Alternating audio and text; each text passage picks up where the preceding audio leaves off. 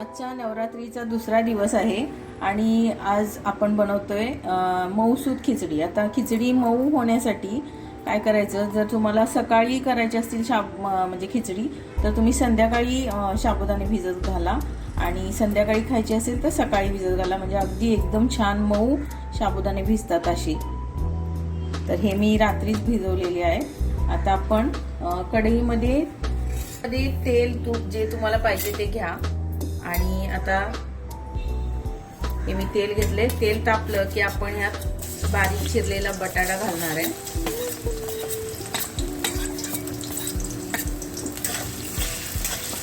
त्यातच आपण या मिरच्या पण घालणार आहे। जसं तुम्हाला तिखट आवडते त्या हिशोबाने मिरच्या घालायच्या आणि मध्ये थोडंसं मीठ घालायचं। मीठ घातल्यामुळे ह्या मिरचीला आणि बटाट्याला पण एक चांगली टेस्ट येते।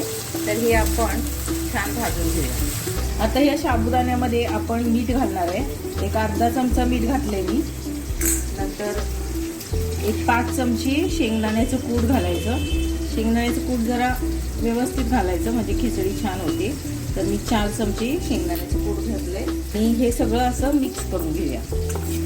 आता बटाटा आणि मिरची चांगली परतली गेली आहे असं बघायचं, हात म्हणजे उलटण घालून बघा मस्त शिजलेला आहे बटाटा। आता याच्यामध्ये आपण हे साबुदाणे मिक्स केलेले आहेत, शेंगदाण्याचं कूट मीठ वगैरे हे सगळं घालायचं आणि छान परतून घ्यायचं। आता आपली खिचडी तयार आहे, म्हणजे हा साबुदाणा आहे ना तो चांगला फुललाय व्यवस्थित आणि एकदम मऊसूत झालाय। आणि जर अशी पांढरट दिसली ना तर ती कच्ची असते खिचडी आणि मग ते पचायला पण जड जाते। तर हे पूर्ण आपलं छान अगदी मऊसूत झालेली आहे खिचडी। आता आपण ही काढून घेऊया। अशा प्रकारे देवीला नैवेद्य दाखवण्यासाठी आज आपली मऊसूत अशी खिचडी तयार आहे।